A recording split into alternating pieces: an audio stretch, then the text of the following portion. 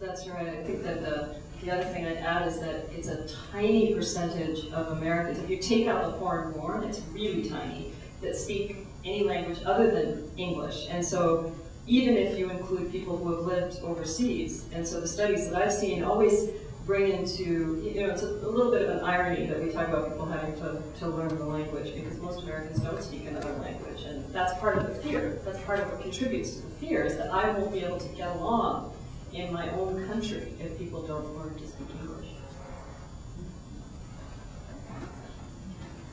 I wanted to ask a question about the Could you please identify yourself? my name is Michael Gignard. I'm a guest. You mentioned the young Salvadorian lady with the young child. You said it took 10 to 12 years to bring her over. It's my understanding that children of U.S. citizens who are under 21, I didn't think there was a quota on that category. It would just be a matter of processing, which usually takes maybe 12 to 18 months, depending on what embassy they're dealing with. You're right that there isn't supposed to be a quota on kids, but it ends up that they still implement informal quotas. For example, Filipinos, the Salvadorian woman was actually unusual because El Salvador doesn't have, didn't have a big enough number that those quotas were being implemented informally or formally. The proposals that are on the table now, or were on the table in the last congressional session, actually would have limited even kids of U.S. citizens as well as parents. So while it's true that kids are under 18 are supposed to be allowed to come in, it's just not the case. And we've got numerous cases, and we end up having to file lawsuits in order to bring them, because the cases are dragging on for so long. And there's no accountability. There's no report to Congress on what kind of progress is made on legal immigration. It's one of the things we've been pushing for. We've got several senators that are behind that say, look, if we're going to raise the fees, if we're going to make legal immigration the thing that we want to focus on, then we need to have some accountability around how the Bureau of Citizenship and Immigration Services is doing. And right now, they're not doing it well. Hi, I'm Erica Dildan, Kay's sister, and as Try to get her. all right, I'm Erica Dildan, Kay's sister, and as a Blessed Media member. And I'm just curious to see, with the backlog that you see in bringing over children and family members, do you see that there's a segregation from countries, third world countries versus Western nations, or is it really across the board these days? Those numbers are hard to get. We have a good relationship with the director of USCIS in Seattle, even though we demonstrate at home building sometimes. We've always had a great relationship with him. There are really good people in these departments. You can't paint everyone with the same broad stroke. And he was able to get us some of the data that showed that the countries that were being discriminated against the most, and there were, if you looked at where applications were from, were Arab or Muslim countries, and then South Korea, China, Korea, and there was one other that I forget where it was. But there were clearly countries where there are political interests at stake. And the other piece of that is a lot of the delays now for legal immigration are also coming from security checks and background checks. And for example, Somalis, or many refugees when they come over, will give in the refugee camp the January 1st date of whatever the year was, because they don't track birthdays, they're not important in that culture. And so you'll have a Mohammed, Abdi Mohammed, which is a very common name, with the same birth date. And so there's 100 Abdi Mohammeds, and perhaps one of them is on a watch list somewhere. So all 100 get held up. I'm Kevin Bourdieu from Canada. I just want to say a few words about something that Joël said and ask a question. Joël's right. In Canada, we need immigrants, and we have them, and the numbers keep growing, especially in Alberta, because they can't have enough labor to feed the volume. They want labor so badly that actually there's at least one businessman in South Montreal who has stores in Alberta, and he actually wants Somali people to work in his stores, and he actually flags them out of Montreal, pays for their housing once they're in Alberta. Alberta is a really specific situation.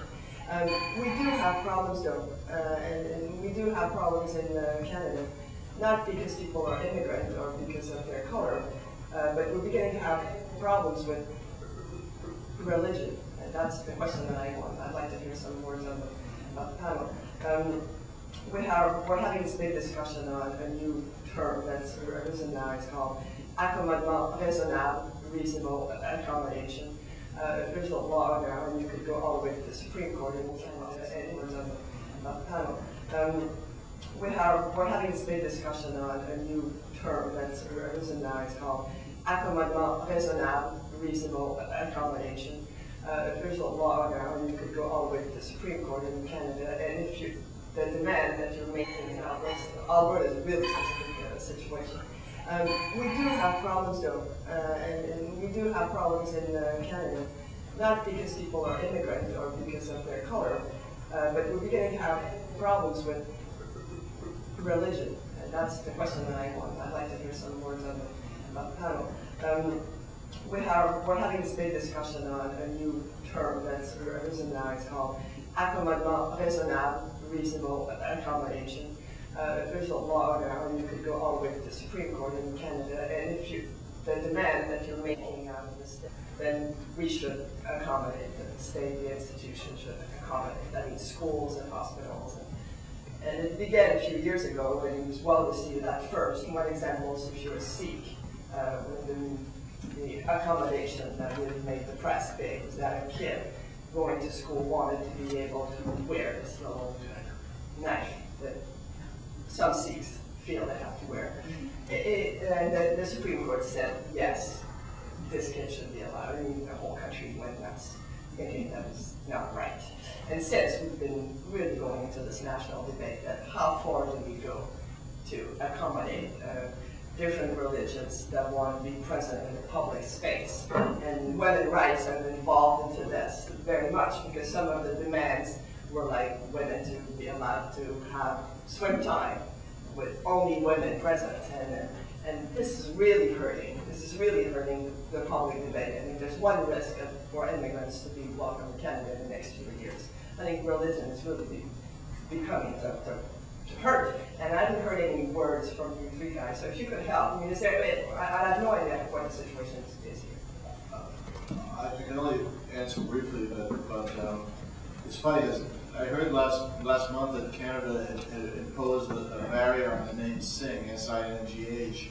I sent a note to our correspondent in Delhi about this, and there's a story here, how half of Punjab is called Singh, and how can you tell that there were too many apparently, and Canada decided they had too many Singhs, and they were opportunities for sing a song or something, you know, or headlining something. But actually a year ago, right around now, the first week of December, I was in Damascus, Syria, where Quebec has an immigration office apart from Canada's immigration office. I think Alberta's talking about doing this too. Canada's remarkable this way, that the individual provinces can tailor their immigration needs to what they want, and they can handle it. What Quebec has done is set up catch basins all over the world for elite French speakers. They have one in Vienna for the Eastern Europe. They have one in Hong Kong that mostly caters to Vietnamese and Southeast Asians. They have one in Paris for all European and the Maghreb. And the one in Damascus exists almost entirely for Iranians and people from Beirut, people from Joe Patak, for example, who are elite and French-speaking. And when I was there, the traffic going to Damascus was entirely Middle Eastern Christians. There were people that really felt they needed a plan B, that the rise of Islam was becoming too hot for them. And that particular week when I was in Damascus, they were taking through the Egyptians who were on the waiting list who come up from Cairo for their last interview with the Quebec authorities. And they said that was their traffic all these past couple of years. It was Palestinian Arabs from the West Bank who were Christian, Syrian Christians, especially Iraqi Christians. You know, and this is what you know, I think it's a response to what you're saying, that Quebec recognizes that we're open, but if at all possible, let's try and make it Christian. And that's what they were doing.